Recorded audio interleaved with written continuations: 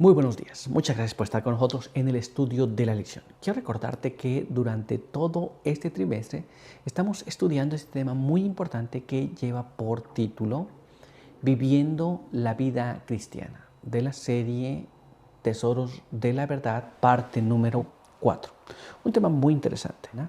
Y en esta semana hemos estado estudiando este tema también muy interesante que se titula Restaurando el matrimonio. Una de las cosas que Satanás ha tratado de destruir, pero que Dios en su misericordia nos ha dejado las directrices a seguir. Muy bien, vamos a continuar estudiando, pero antes de continuar quiero invitarte para que juntos vayamos a la palabra de Dios y podamos leer y recordar el texto que estamos aprendiendo en Isaías capítulo 58 y el verso número 12.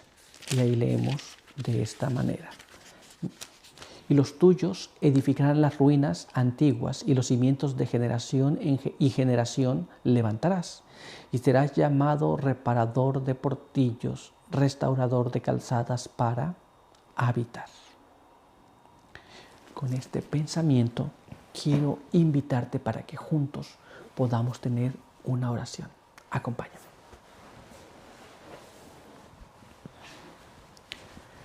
Padre eterno que está en los cielos, en esta mañana queremos agradecer por todas sus bendiciones y misericordia. Queremos agradecer por todas las cosas que nos permite, por el descanso, por la luz del sol. Y ahora queremos pedir que su bendición nos acompañe mediante el estudio de su palabra.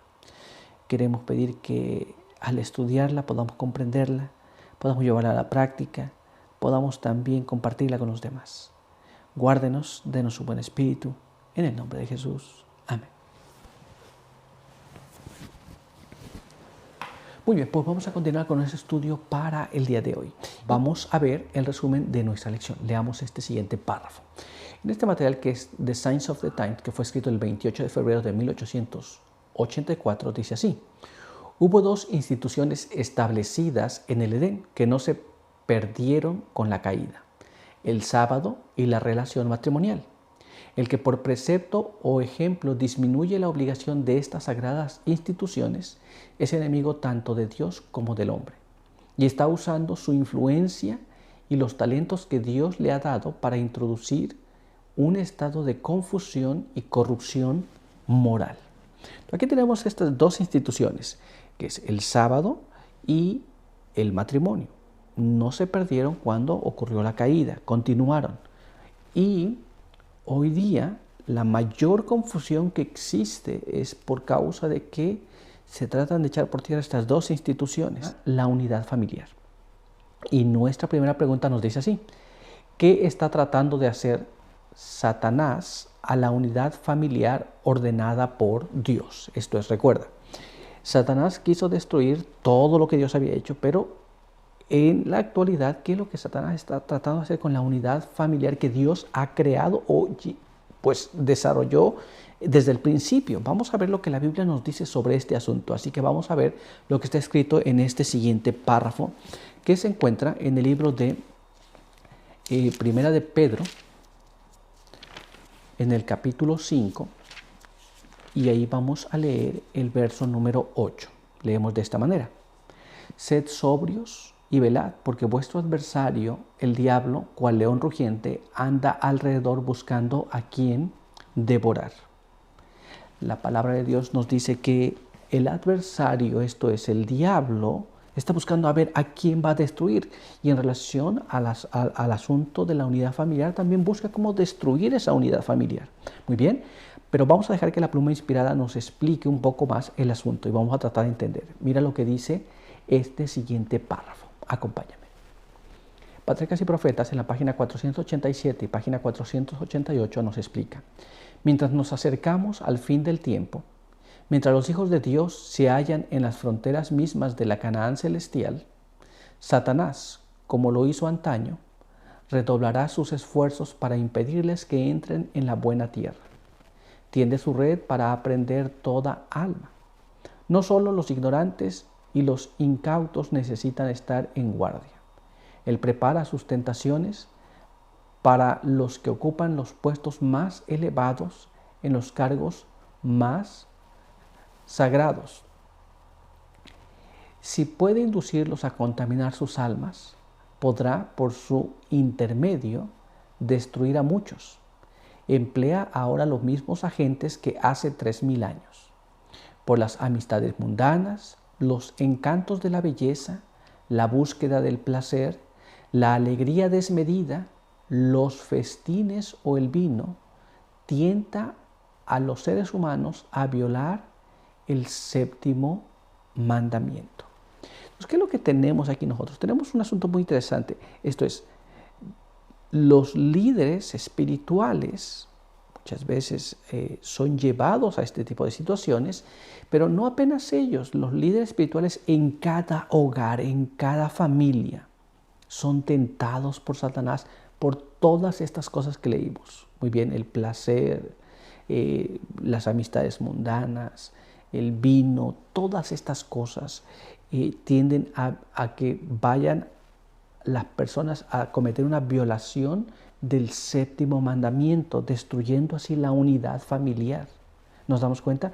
Y entonces Satanás siempre está buscando la forma de introducirse en los hogares, en las familias, para producir este estado de cosas. ¿Nos damos cuenta? Así que ahora sabemos qué es lo que está tratando de hacer Satanás en la unidad familiar en este tiempo. Muy bien, pero vamos a continuar y vamos a ir ahora a nuestra siguiente pregunta. Veamos lo que nos dice aquí. ¿Cómo los mensajeros de Dios están tratando de evitar los juicios provocados por la destrucción de la unidad familiar? Esto es, el pueblo de Dios siempre fue llamado para que no se extraviara.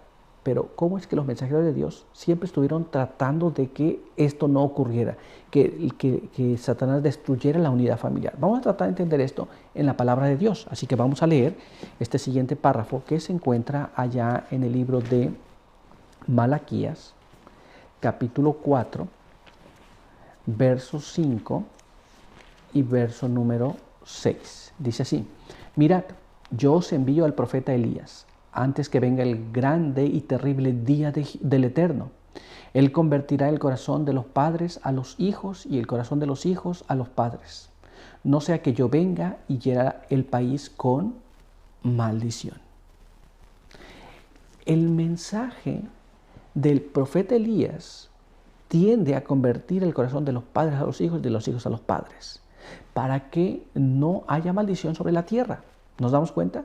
Pero muchas veces las familias, los padres, los hijos no desean escuchar ese mensaje, pero ellos siempre estarán tratando de llevar ese mensaje adelante para que la unidad familiar se mantenga en este tiempo donde se pueden ver mil cosas, desde uniones libres, desde una aversión al matrimonio, desde padres o madres solteras, o desde hijos no deseados, desde las cosas que van más allá que eso, en temas de aborto, perversiones en el matrimonio, perversiones en la sociedad, pero los siervos de Dios siempre estarán llamando para que el corazón de los padres y los hijos vuelva y no haya desunidad en el núcleo de la familia.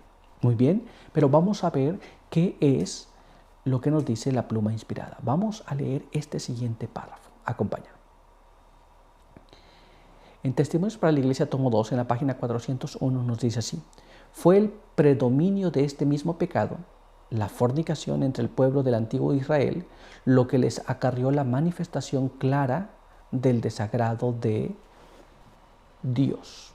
Esto es, mediante estos actos, la fornicación, las cosas que no debían hacerse, lo que trajo el desagrado del pueblo, al pueblo de Dios. Esto es, Dios estaba por introducirlos a la Canaán, pero el pueblo cometía faltas y entonces no podían entrar a la Canaán. Estas mismas cosas en la actualidad están ocurriendo y el pueblo de Dios debe ser llamado para que estas cosas no ocurran por los fieles siervos de Dios donde quiera que se presenten estas situaciones. Muy bien, pues vamos a continuar con nuestro estudio para el día de hoy. El precursor de Cristo, y nuestra primera pregunta nos dice así: ¿quién era Juan el Bautista en relación con la obra que profetizada por Malaquías y cómo representa al remanente fiel?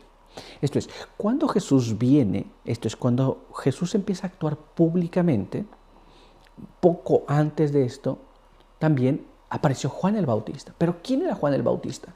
¿Y qué relación tenía Juan el Bautista con la profecía que leímos el día de ayer, de Malaquías? Porque antes de que venga el día grande y terrible de Jehová, él enviaba al profeta Elías para convertir el corazón de los padres a los hijos.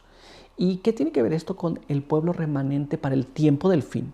Vamos a ver qué es lo que la palabra de Dios nos dice. Vamos a leer lo que está escrito aquí en el libro de Mateo, en el capítulo 11, y allí vamos a leer los versos 7 y después vamos a leer el verso número 14. Y ahí leemos de esta manera.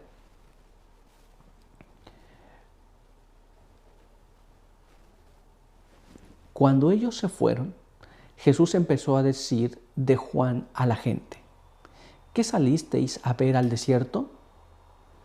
¿Una caña sacudida por el viento? Y si queréis recibirlo, él es el Elías que había de venir. Esto es Jesús hablando directamente las cosas. Dijo que Juan el Bautista era el Elías que había de venir, en relación a la profecía de Malaquías. La mayor parte del pueblo no quería recibirlo, pero algunos lo recibieron. ¿Nos damos cuenta? Así que entonces, ¿qué sabemos de Juan el Bautista? Que Juan el Bautista vino en el poder y el espíritu de Elías para convertir el corazón de los padres a los hijos y de los hijos a los padres. ¿Qué tiene que ver este Elías o este Juan el Bautista con el pueblo remanente en el tiempo del fin? Vamos a tratar de entender eso también, pero para ello vamos a ir a la pluma inspirada. Así que vamos a leer este siguiente párrafo que se encuentra allá en Testimonios para la Iglesia, tomo 3, en la página 71. Y nos dice así: aquellos que tienen que preparar el camino para la segunda venida de Cristo están representados por el fiel Elías. Así como Juan vino en el espíritu de Elías para preparar el camino para el primer advenimiento de Cristo. Esto es, Juan vino y preparó el camino para la primera venida de Jesús. Ahora, el pueblo fiel de Dios en el tiempo del fin ha de preparar también a la gente para la segunda venida de Jesús, así como lo hizo Juan el Bautista en la primera venida de Jesús. ¿Estamos entendiendo cómo? Es muy simple, pero hoy lo sabemos. Esto es, Juan el Bautista era el Elías que debe venir. Y el pueblo de Dios también está representado por el Elías, pero preparará al pueblo para la segunda venida de Jesús. Ahora vamos a ver qué más nos dice. Vamos a leer este siguiente párrafo. Acompáñenme. Testimonios para la Iglesia, tomo 4, página 480. La época en que vivimos requiere una acción reformadora. Esto es, en los tiempos de Elías se requirió una reforma. En los tiempos de Juan el Bautista se requería una reforma en las vidas de las personas. En los tiempos actuales también se requiere un cambio, una reforma de las cosas, cómo se ha enseñado, cómo se están enseñando, cómo la sociedad está viviendo, cómo las iglesias están viviendo también, porque no quieren cumplir la voluntad del Señor en relación a lo que Juan el Bautista habló, en relación a lo que Elías también habló. ¿Nos damos cuenta?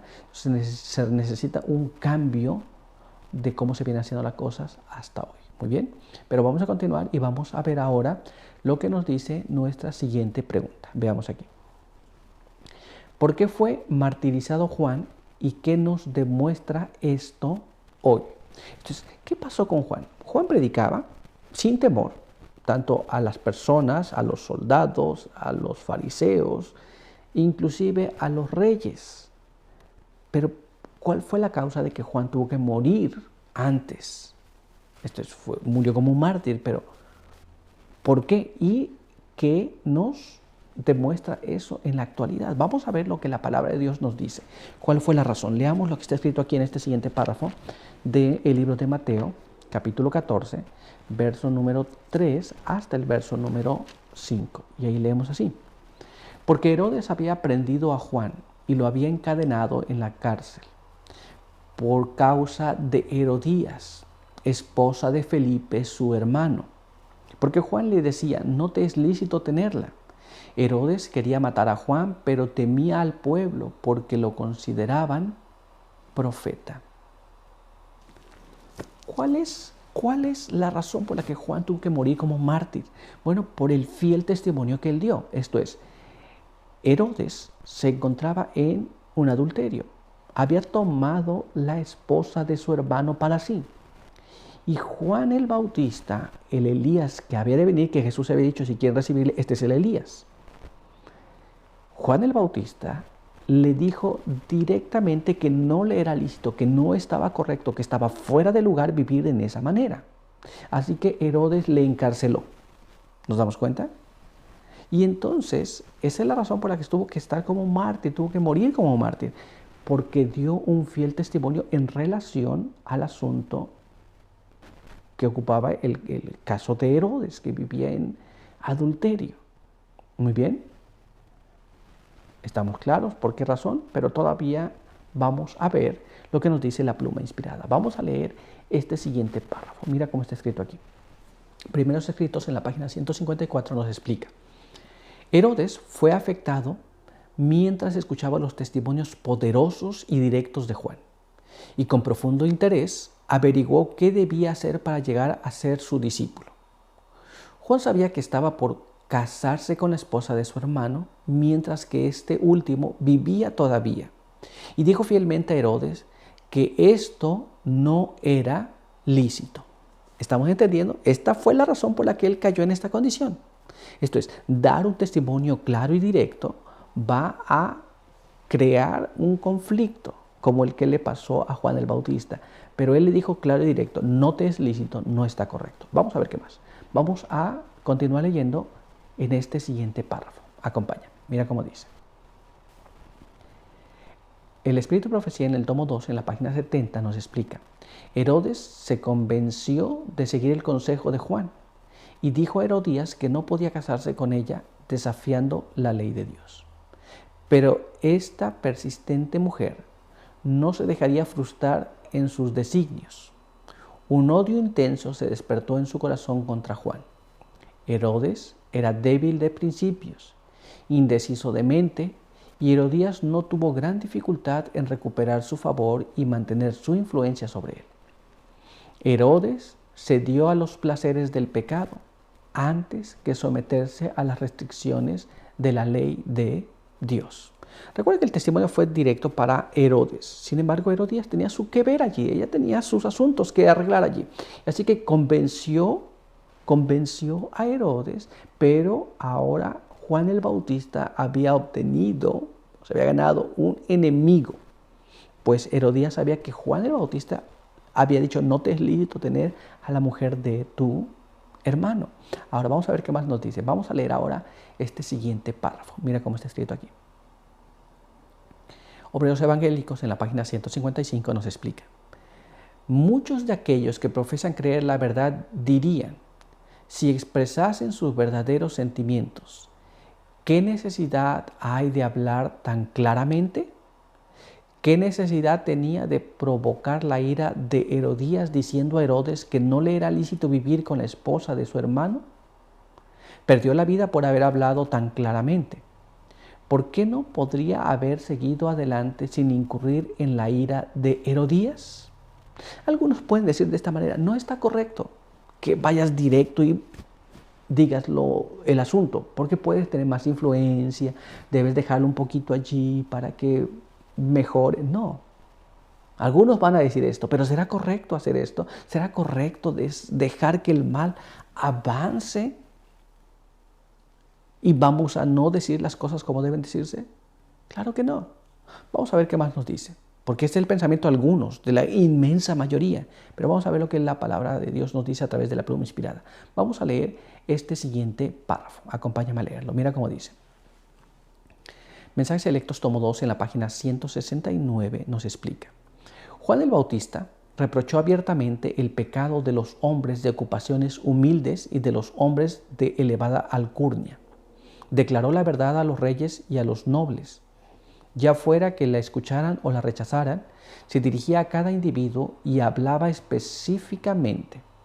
Reprochó a los fariseos del Sanedrín porque su religión consistía en una práctica formal y no en la justicia de una obediencia pura y voluntaria.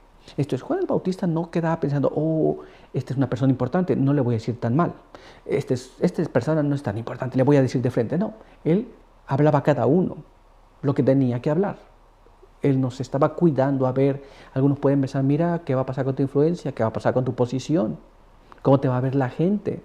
Puede que te vea bien o te vea mal, depende de lo que digas. Y muchas personas suavizan el mensaje que tienen que decir por estas cosas.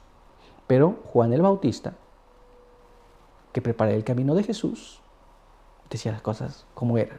Vamos a ver ahora qué más nos dice. Vamos a leer este siguiente párrafo. Acompáñame. Mensajes Selectos, tomo 2, página 169, nos explica. Habló Herodes con respecto a su casamiento con Herodías y le dijo, no es lícito que la tengas por mujer. Le habló de una ineludible retribución futura, cuando Dios juzgará a cada persona según sus obras. Esto es, no es correcto, no era correcto en aquel entonces, no es correcto hoy día. Claro que alguno va a buscar mil excusas, pero no hay excusas. Esto es lo que la palabra de Dios dice y le costó la vida a Juan el Bautista. ¿Nos damos cuenta? Esto es, si nosotros entendemos esta situación, hemos de actuar de acuerdo a lo que es y lo que tiene que hacerse. ¿Nos damos cuenta? Pero es muy importante que recordemos que el plan de Satanás es destruir la unidad familiar a través de estos incidentes o dificultades. Pero los fieles hijos de Dios, así como Juan el Bautista, declararán la verdad tal como es. Muy bien, pues vamos a continuar con nuestro estudio, Reforma. Y nuestra primera pregunta nos dice así, ¿cuál es la obra del pueblo de Dios en los últimos días y cómo se ejemplifica en las palabras de Jesús? Esto es, ¿qué obra tiene que hacer el pueblo de Dios? ¿Y qué Jesús dijo sobre estas cosas? Vamos a ver qué es lo que nos dice la palabra de Dios. Y vamos a investigar cuál es la obra que el pueblo tiene que estar haciendo en este momento. Así que vamos a ir a la palabra de Dios en este siguiente párrafo, que se encuentra allá en el libro de Jeremías, capítulo 6, en el verso número 16. Y allí leemos de esta manera. Mira cómo dice. Así dice el Eterno, paraos en los caminos y mirad, y preguntad por las sendas antiguas, cuál sea el buen camino, y andad por él, y hallaréis descanso, pero dijisteis, no andaremos. Esto es, la obra del pueblo de Dios es llevar a las personas a las sendas antiguas, a caminar por las sendas antiguas, pero la mayor parte de la gente no desea hacer esto. ¿Nos damos cuenta? Ese es parte del trabajo del pueblo de Dios. Pero vamos a ver qué más. Así que vamos a leer este siguiente párrafo. Este se encuentra allá en el libro de Mateo, capítulo 11, en el verso 28 y al verso número 30. Venid a mí todos los que estáis fatigados y cargados, y yo os haré descansar. Llevad mi yugo sobre vosotros y aprended de mí, que soy manso y humilde de corazón. Y hallaréis descanso, porque mi yugo es fácil y ligera mi carga. La Biblia nos insta entonces a que nosotros llevemos el yugo de Jesús. Muy bien, pero también que volvamos a las sendas antiguas. Así que tenemos un trabajo que hacer.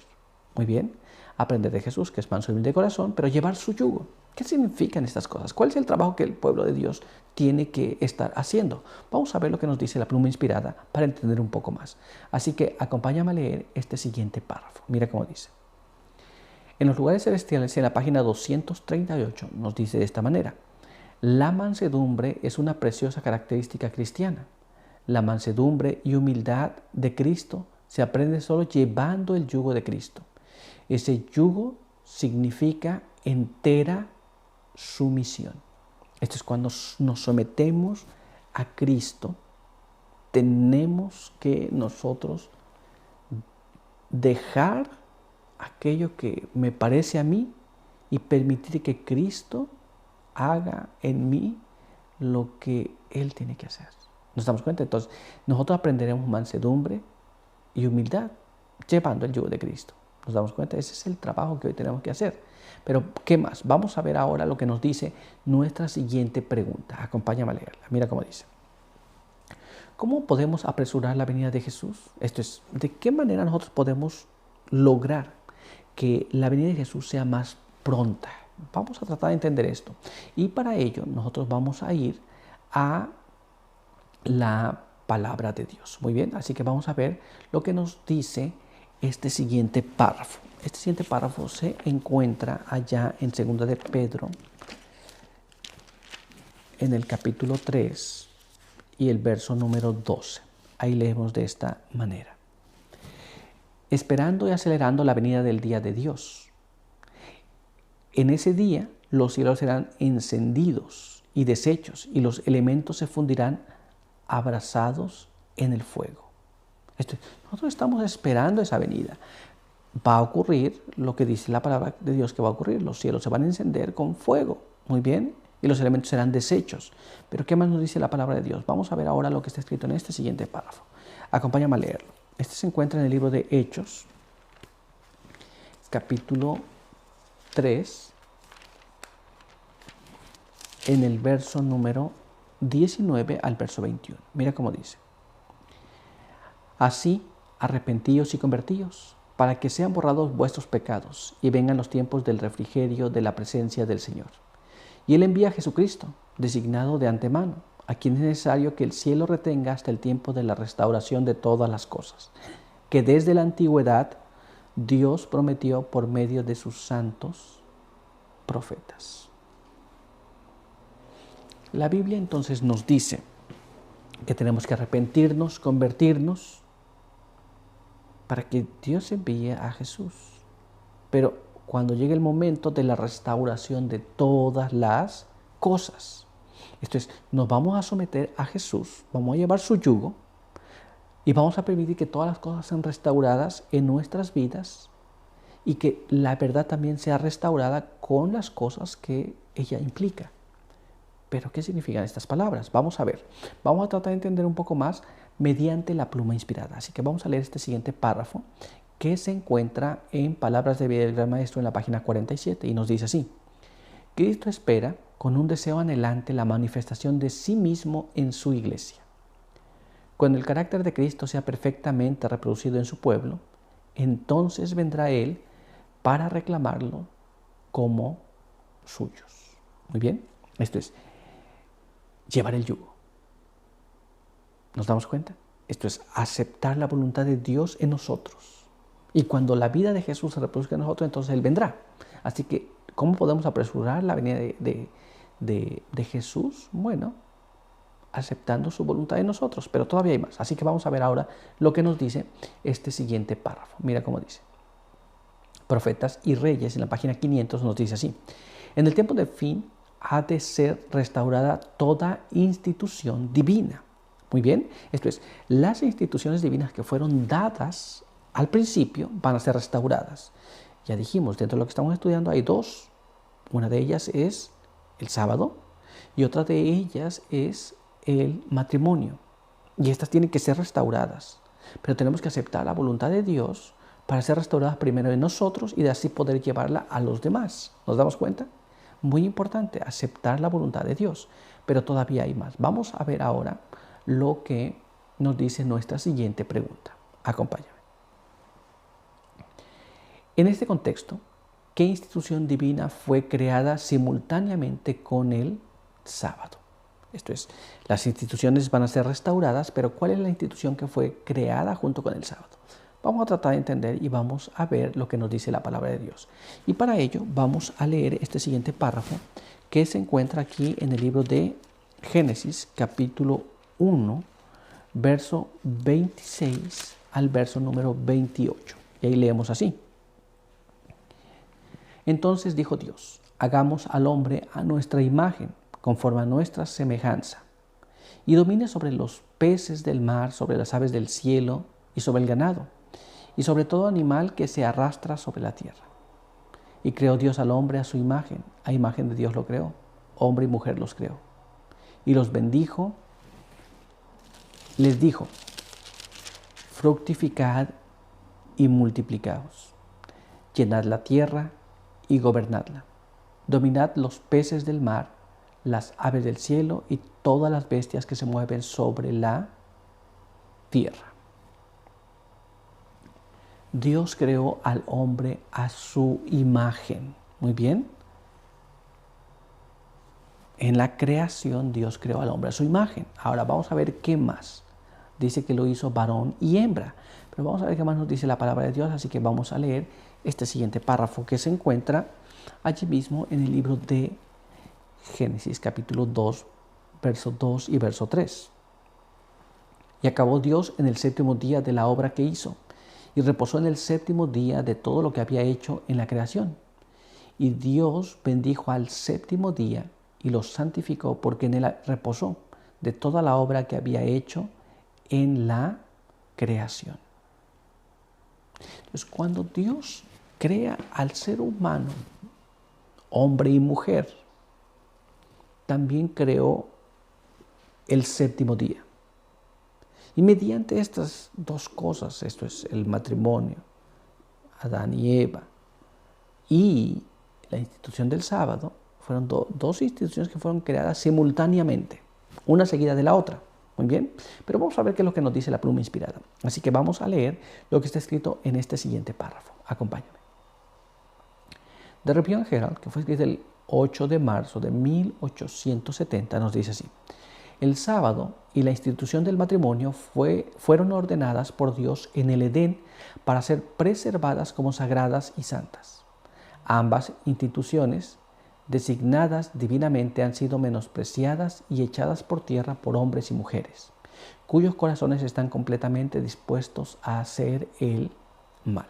Las dos instituciones, que son el sábado y el matrimonio, hoy día la gente tiende a despreciar estas instituciones. Muy bien, esto es, del sábado no quieren saber muchos, y acerca del matrimonio se ha pervertido esta situación y se ha creado un sinfín de aspectos que parecieran matrimonios, pero no lo son de acuerdo al modelo divino.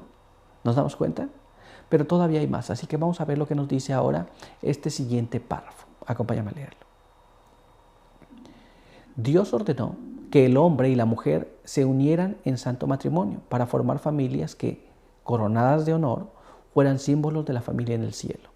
Y al comienzo de su ministerio público, Cristo dio su decidida ratificación a la institución que había sido sancionada en el Edén. Así declaró a todos que no rehusaría su presencia en las ocasiones de matrimonio y que el matrimonio, cuando se une con pureza y santidad, verdad y rectitud, es una de las mayores bendiciones jamás dadas a la familia humana. Los sacerdotes y los papas han promulgado leyes que prohíben a la gente casarse y la recluyen en monasterios.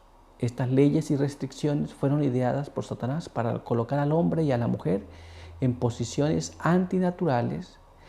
De esta forma, Satanás ha tentado a los seres humanos a ignorar la ley del matrimonio como algo impío, pero al mismo tiempo ha abierto la puerta para la indulgencia de la pasión humana.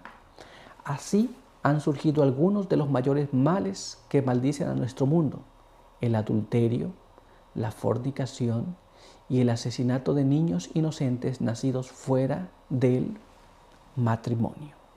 ¿Nos damos cuenta de todo lo que implica esta situación? Esto es, Dios bendijo el matrimonio. Hoy día todo lo que va fuera de eso tiene problemas en la sociedad, que impactan a la sociedad. Y los problemas que impactan a una sociedad impactan a un país, impacta al mundo entero. Es importante entonces entender cómo estas cosas van afectándonos personalmente, a las familias, a la sociedad en la que vivimos y a todo el mundo entero. Por eso que tiene que haber un cambio en estas cosas, en nuestra forma de pensar, en nuestra forma de actuar en relación a las instituciones que Dios ha dejado, el sábado y el matrimonio. Muy bien, pues vamos a continuar con nuestro estudio para el día de hoy, la primera institución divina.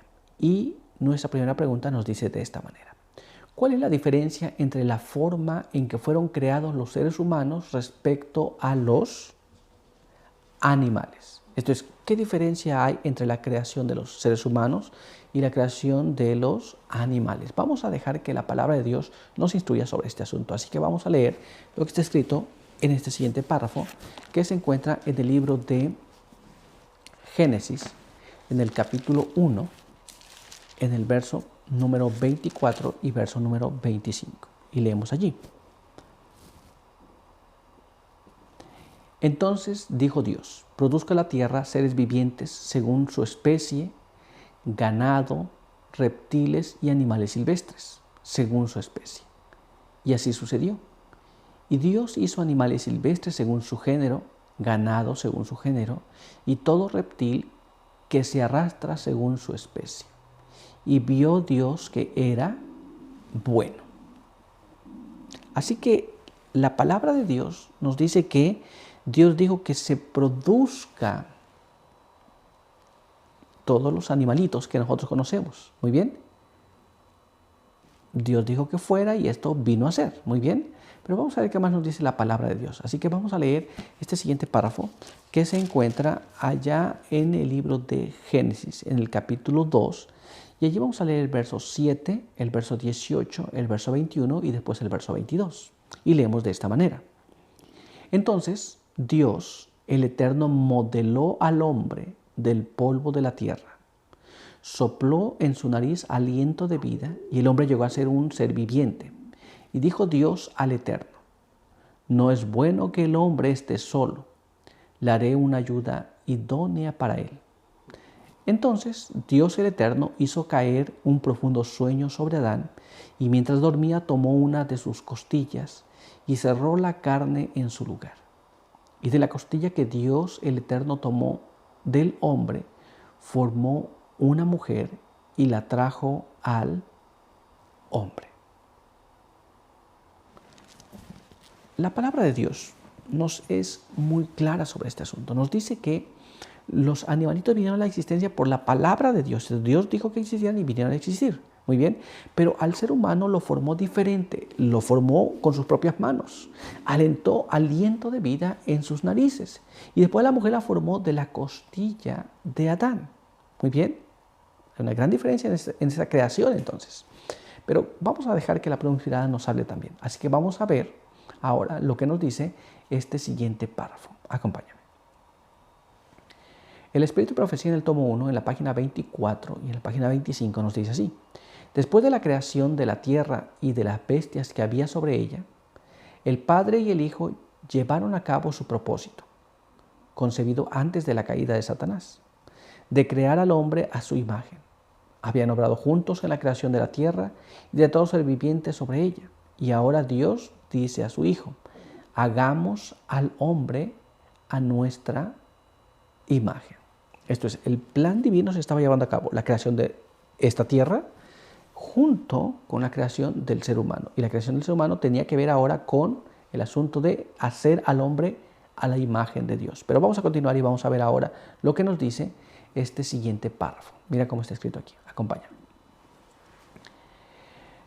El Espíritu de Profecía, tomo 1, página 24 y página 25. Después de la creación de la tierra y de las bestias que había sobre ella, el Padre y el Hijo llevaron a cabo su propósito, concebido antes de la caída de Satanás, de crear al hombre a su imagen. Habían obrado juntos en la creación de la tierra y de todo ser viviente sobre ella. Y ahora Dios dice a su Hijo: hagamos al hombre a nuestra imagen. Muy bien. Entonces, el ser humano ahora era creado, pues ya estaba creada la tierra, ya estaban también los seres vivos, pero ahora van a crear al ser humano a su imagen. La diferencia es, Dios dijo que existiera, pero el ser humano fue creado a la imagen de Dios. ¿Nos damos cuenta? Esa es la diferencia que existe. Pero vamos a continuar y vamos a ver ahora lo que nos dice nuestra siguiente pregunta. Veamos aquí. ¿Cómo se instituyó el primer matrimonio? ¿Y qué provisión se hizo para el divorcio en el Edén? ¿Y cómo obró Jesús en su restauración? Entonces vamos a ver cómo se realizó el primer matrimonio y qué provisiones se hicieron en caso que hubiera alguna situación complicada. Vamos a ver lo que la Biblia nos dice. Vamos a leer este siguiente párrafo. Leamos lo que está escrito en el libro de Génesis, capítulo 2, en el verso número 23 y el verso número 24. Entonces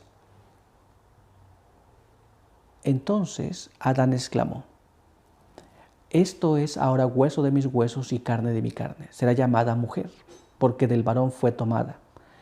Por eso el hombre dejará a su padre y a su madre y se unirá a su esposa y serán una sola carne. La palabra de Dios dice que Adán, al ver a Eva, le llamó mujer, pues del varón fue tomado. Y entonces se dijo que por eso el hombre dejará a su padre y a su madre, se unirá a su mujer y los dos serán una sola carne. Esta fue la forma del primer matrimonio. Muy bien. Ahora, ¿qué provisiones se hicieron en caso que saliera mal todo el asunto? Vamos a ver lo que nos dice la pluma inspirada. Leamos lo que está escrito en este siguiente párrafo. Mira cómo dice. El Hogar Cristiano en la página 310 dice así: Jesús vino a nuestro mundo para rectificar errores y restaurar la imagen moral de Dios en el hombre. En la mente de los maestros de Israel habían hallado cabida sentimientos erróneos acerca del matrimonio. Ellos estaban anulando la sagrada institución del matrimonio. El hombre estaba endureciendo de tal manera su corazón por la excusa más trivial, se separaba de su esposa. O si prefería, la separaba a ella de los hijos y la despedía. Esto era considerado como un gran oprobio y a menudo imponía a la repudiada sufrimientos agudísimos. Esto es, cuando Jesús vino, el pueblo de Dios de aquel entonces se le había permitido dar carta de divorcio. Y habían hecho un abuso de esta carta de divorcio, que habían ocurrido todas estas cosas. Esto es, matrimonios terminados por cualquier excusa. Y esto traía sufrimiento sobre la persona repudiada, sobre los hijos y sobre la sociedad. Jesús vino para rectificar esos males. Pero vamos a continuar leyendo y vamos a ver ahora lo que nos dice este siguiente párrafo. Mira cómo está escrito aquí. Este se encuentra allá en el Hogar Cristiano en la página 310 y dice así: Cristo vino para corregir estos males y cumplió su primer milagro en ocasión de un casamiento. Anunció hacia el mundo que cuando el matrimonio se mantiene puro y sin contaminación es una institución sagrada. Entonces, él vino, hace su primer milagro en una boda y él está de acuerdo con estas cosas. Pero si se lleva a cabo mal el matrimonio, entonces no está correcto, no está siguiendo el plan divino. Pero todavía hay más. Así que vamos a ver ahora lo que nos dice este siguiente párrafo. Mira cómo dice. The Signs of the Times, que fue escrito el 15 de octubre de 1896, nos dice así: el sábado y el matrimonio fueron instituidos en el Edén, cuando el hombre era recto e inocente ante Dios. Fueron establecidos cuando se colocaron los cimientos de la tierra, cuando las estrellas de la mañana cantaban juntas y los hijos de Dios exaltaban de júbilo. Pero los hombres, quebrantando las reglas que Dios dio respecto a estas instituciones, y atrajeron sobre sí condenación y desdicha. ¿Nos damos cuenta? Esto es, Dios había creado todo perfecto. El sábado, el matrimonio, todo estaba perfecto. Sin embargo, el ser humano siempre busca una salida diferente. Así que quebrantó el asunto del sábado, quebrantó el asunto del matrimonio, y hoy vivimos en una sociedad donde estas cosas son tan comunes y son tan aceptadas por las sociedades, pero no aceptadas por Dios, son tan recurrentes, pero no es lo mejor para la prosperidad de la familia, de los hijos, de la sociedad, de las personas. Esto es, Dios quiere que su pueblo restaure estas cosas, pero Dios quiere corregir los males existentes como lo hizo cuando Él vino a esta tierra.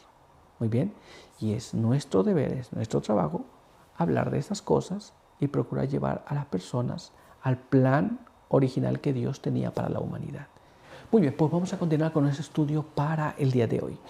La perpetuidad de la ley. Y nuestra primera pregunta nos dice así: ¿qué opinión tenía Jesús acerca del divorcio y de las segundas nupcias después del divorcio? Esto es, ¿qué es lo que Jesús enseñaba sobre estas cosas? Hoy día no es que haya confusión. Algunas personas desean hacer lo que no conviene. Muy bien. Pero ¿qué decía Jesús sobre estas cosas? Tanto en aquel tiempo como en este tiempo, la palabra de Jesús es válida. Muy bien. Esto es lo que Jesús enseñaba. Esto es lo que se supone que los cristianos tienen que vivir. Pero ¿qué decía Jesús sobre una persona que se divorciaba, se volvía a casar? Vamos a ver qué es lo que dice la palabra de Dios. Así que acompáñame a leer lo que está escrito aquí en este siguiente párrafo, en el libro de Marcos, en el capítulo 10, los versos 2 hasta el verso número 12. Mira lo que dice. Y algunos fariseos le preguntaron para ponerlo a prueba si era permitido que un hombre se divorcie de su esposa. Él respondió: ¿qué os mandó Moisés? Ellos dijeron: Moisés permitió escribir carta de divorcio y despedirla. Jesús replicó: por la dureza de vuestro corazón os escribió este mandato. Pero desde el principio de la creación Dios los hizo hombre y mujer.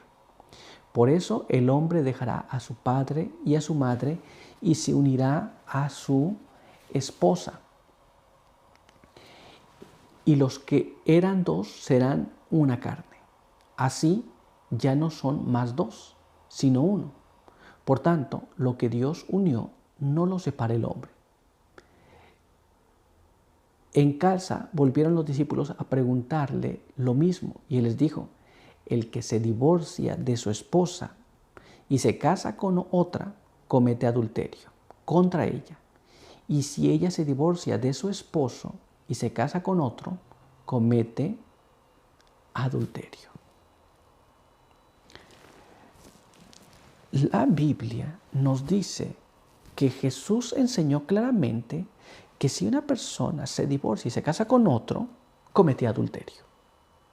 Bueno, en el tiempo del pueblo de Israel, Moisés les escribió un mandamiento que ellos podían darle una carta de divorcio y despedirle y casarse con alguien más. Pero Jesús aclaró que esa carta de divorcio fue dada porque el corazón del pueblo de Israel era duro, porque no quería seguir los mandamientos de Dios, pero no es la voluntad de Dios. Desde el principio no era así.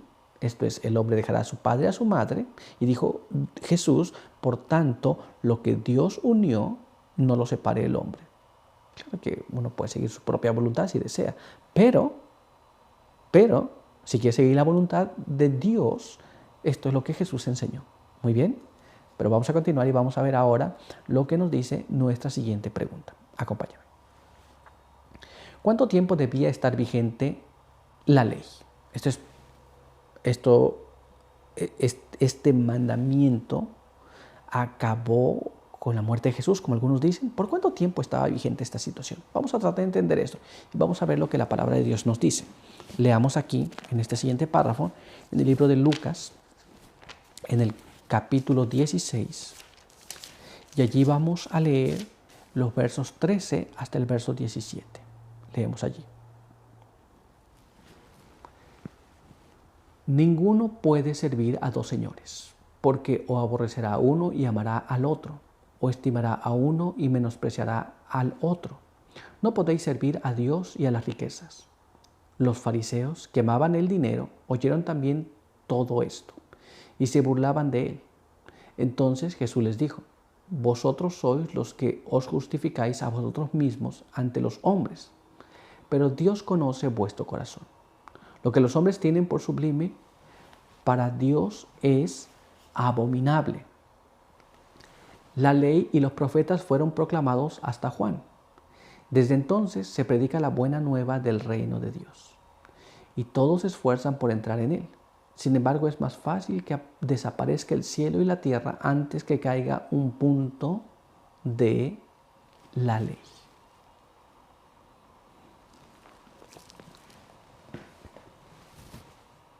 La ley y su perpetuidad, esto es por cuánto tiempo va a funcionar, por toda la eternidad.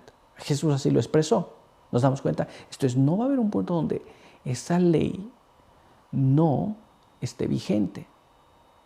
Esto es, lo podemos poner en una forma para los entendidos y en una forma para los que no desean entender. Por ejemplo, en relación al matrimonio, para los entendidos, amarás a tu prójimo como a ti mismo, como en los casos que hemos visto durante el estudio de las lecciones. Esto es, si Herodes amara a su hermano, no hubiera tomado a su mujer. ¿Nos damos cuenta?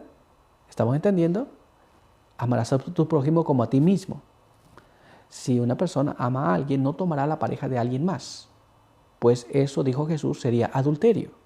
Muy bien. Ahora, si nosotros no estamos entendiendo, entonces el mandamiento explícitamente que tiene que ver con amar al prójimo, dice no cometerás adulterio. Muy bien, ¿estamos claros? Esto es, el mandamiento es muy claro. Algunos lo entenderán más fácil, otros menos, pero la perpetuidad de la ley continuará. Pero para que nadie quede sin saber, entonces estamos entendiendo lo que la palabra de Dios nos dice. Pero vamos a ver qué más. Acompáñame a leer este siguiente párrafo. Mira cómo dice. El Deseo de todas las gentes, en la página 274, nos explica: el sol que brilla en los cielos, la sólida tierra sobre la cual moramos, testifican para Dios que su ley es inmutable y eterna. Aunque ellos pasen, los preceptos divinos permanecerán. El sistema típico que prefiguraba a Cristo como el Cordero de Dios iba a ser abolido cuando Él muriese. Pero los preceptos del Decálogo son tan inmutables como el trono de Dios. Esto es, todas las cosas en las ceremonias que el pueblo de Israel hacía, que prefiguraban a el Mesías, que prefiguraban a Cristo, cuando Él muriese, cuando Él acabase su ministerio, todas esas tipificaban a Cristo, mostraban a Jesús, nos mostraban que un día Jesús moriría por nosotros. Todas esas ofrendas, todas estas fiestas, todas esas cosas eran un símbolo de Jesús. Pero la ley de Dios no tenía fin. No tiene fin. Esta continúa por la eternidad. ¿Nos damos cuenta? No acabaron en la muerte de Jesús. Pero vamos a continuar leyendo y vamos a ver ahora lo que nos dice este siguiente párrafo. Acompáñame. Fe y Obras, en la página 121, nos explica: siempre es el propósito de Satanás invalidar la ley de Dios y tergiversar el verdadero significado del plan de salvación. En consecuencia, ha originado la falsedad de que el sacrificio de Cristo en la cruz del Calvario tenía el propósito de liberar a los hombres de la obligación de guardar los mandamientos de Dios. Ha introducido en el mundo el engaño de que Dios ha abolido su constitución, desechando su norma moral y anulado su ley santa y perfecta. Entonces, Satanás no desea que obedezcamos a Dios. Así que él introduce estas ideas de que ya no tenemos que observar nada, ya no tenemos que seguir los mandamientos de Dios, ya esos fueron abolidos en la cruz. Esto es todo lo que tiene que ver con eso, ya no quiere que se observe Satanás. Y mucha de la cristiandad está siguiendo esos engaños. Por eso que hoy día vemos aún cristianos cometiendo actos que no debe cometer. Por eso hoy día vemos cristianos negando la ley de Dios. Pero no debe ser así. Muy bien, vamos a continuar y vamos a ver ahora lo que nos dice este siguiente párrafo. Acompáñame. Fe y Obras, página 121. Si él hubiera hecho esto, ¿qué terrible precio habría pagado el cielo? En vez de proclamar la abolición de la ley, la cruz del Calvario proclamaría con sonido de trueno su inmutabilidad y carácter eterno. Si la ley hubiera podido ser abolida y mantenido el gobierno del cielo y la tierra y los innumerables mundos de Dios, Cristo no habría necesitado morir. ¿Nos damos cuenta? Esto es lo que muchas veces no queremos pensar. Esto es, si el pecador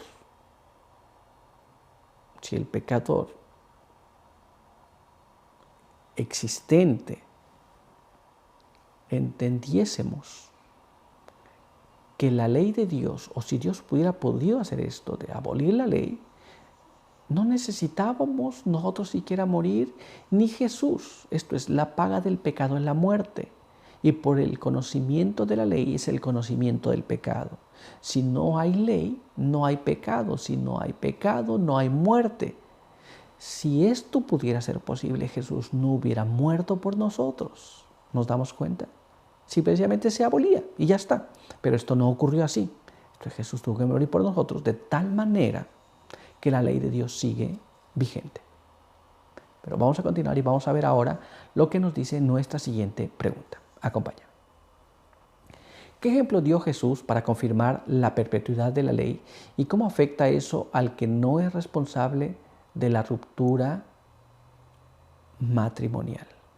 Muy bien. Entonces, ¿qué es lo que nos muestra? Que la ley de Dios aún continúa, aún esa parte que dice allí, no cometerás adulterio. ¿Y cómo afecta esta perpetuidad de la ley a la parte que no es el responsable porque el matrimonio se haya deshecho? Esto es lo que comúnmente algunas personas pueden llamar la parte inocente. Esto es no el que hizo la maldad, no el que hizo el adulterio, sino el que no hizo nada. ¿Cómo afecta la perpetuidad de la ley a este? Vamos a ver lo que la palabra de Dios nos dice sobre este asunto. Acompáñame a leer este siguiente párrafo. Este se encuentra en el libro de Lucas, en el capítulo 16, en el verso número 18. Y ahí leemos así. Cualquiera que se divorcia de su esposa y se casa con otra, adultera. Y el que se casa con la mujer divorciada, adultera. Esto es, el que repudia a su esposa o a su esposo, según Marcos, y se casa con otro, adultera, o con otra, adultera. Pero quien se case con el repudiado o con la repudiada, muy bien, con el repudiado o con la repudiada, esto es, a quien ya no quisieron, la parte que no salió con alguien más, dice, quien se case con este, también adultera. Pero lo vamos a poner en términos actuales. Esto es, si alguien se divorcia y se casa con alguien más, comete adulterio. Muy bien. Y quien se case con el divorciado o con la divorciada, también adultera. Esto es, la palabra de Dios es clara. Si tú, en tu situación, son situaciones dolorosas y difíciles, pero si tú en tu situación te encuentras en esta complicación, déjame decirte que la ley de Dios aún es vigente y la ley de Dios dice no cometer adulterio. Muy bien. Si alguien se casa con la parte que fue repudiada, quien se case con este comete adulterio y por consiguiente está cometiendo adulterio. Así que la ley de Dios aún es vigente y la ley de Dios nos dice que no debemos cometer el acto del adulterio. Mientras la pareja está viva, la parte que se llama inocente, la parte repudiada, quien se case con ella o si ésta se casa con alguien más, comete adulterio. La palabra de Dios es muy clara, eso es lo que dice. Y bueno, Dios nos ha mostrado cómo deben ser restauradas las cosas y cómo el matrimonio también debe ser restaurado. Pero por hoy nuestro estudio ha concluido, así que quiero invitarte para tener una oración. Acompáñame.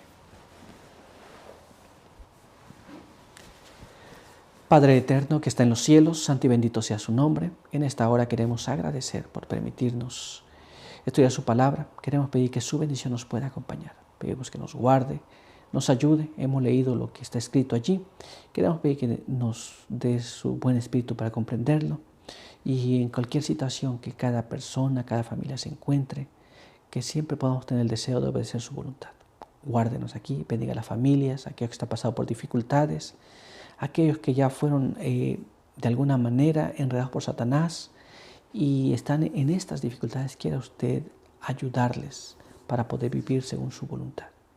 Bendíganos también aquí a nosotros, guárdenos y denos su espíritu para cada uno que nos ve y nos escucha. Pedimos todo esto en el nombre de Jesús. Amén. Muy bien, pues muchas gracias por estar con nosotros. Recuerda que aquí te esperamos en la siguiente edición de la lección de Escuela Sabática. No te olvides comentarnos, escribirnos y no te olvides también, si no estás suscrito, te invitamos a que te suscribas y que actives las notificaciones para que sepas cuándo tenemos el material cada día. Pero también no te olvides compartir con los demás. Ora por nosotros que estamos orando por ti. Por hoy es todo. Nos vemos en la siguiente edición de la lección de Escuela Sabática. 1.000.000 de bendiciones.